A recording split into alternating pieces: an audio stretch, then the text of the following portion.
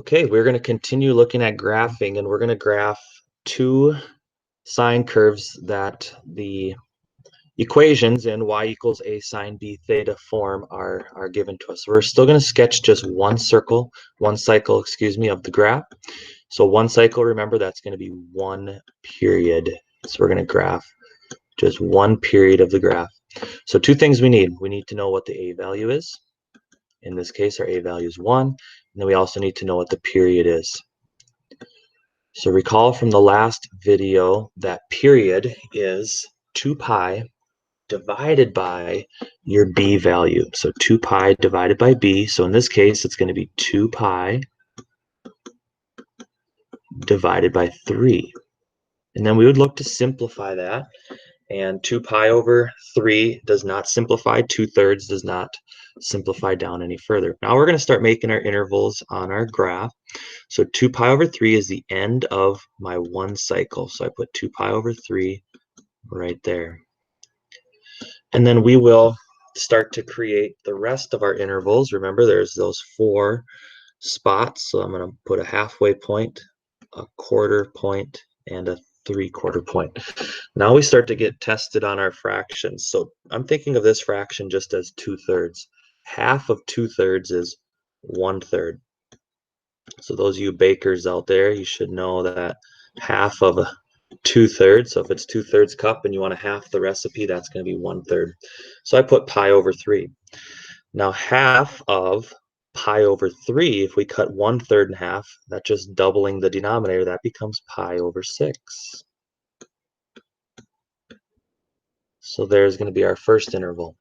Now we're counting, each interval counts as a pi over 6. So this is pi over 6. This next position is 2 pi over 6, which 2/6 is going to simplify to 1/3. Now we get to this third position. This is going to be 3 pi over 6. So you're thinking to yourself, what is 3/6?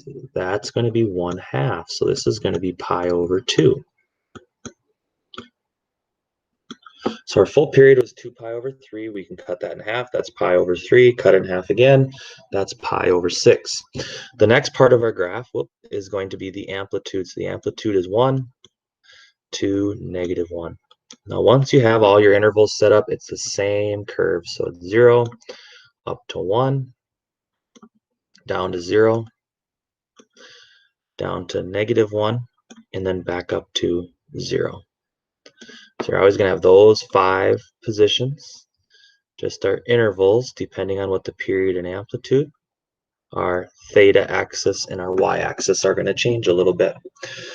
So from the previous video, or if you want to see it again, your period is always going to be 2 pi divided by your b value. So biggest mistake is that people just take the 3 and they use that as their period. That is not your period. That's the number of cycles from 0 to 2 pi. So you got to take 2 pi divided by b to find that period. We'll head off to problem B.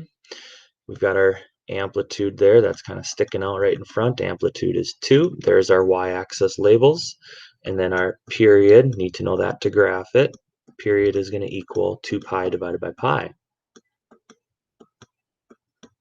And 2 pi divided by pi. The pi's are going to cancel. Our period is 2.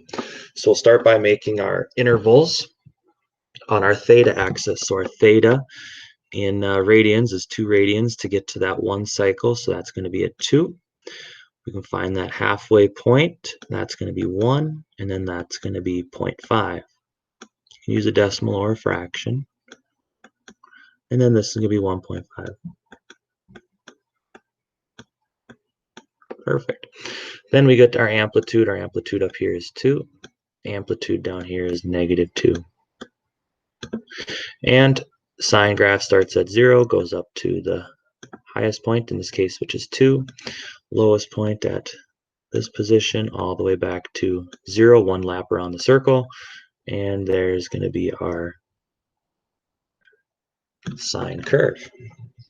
So we've got our sine curve, different a and b values given. You're going to notice your graphs are all going to look the same. What I'm looking for is how your intervals are set up. That's your period and your amplitude.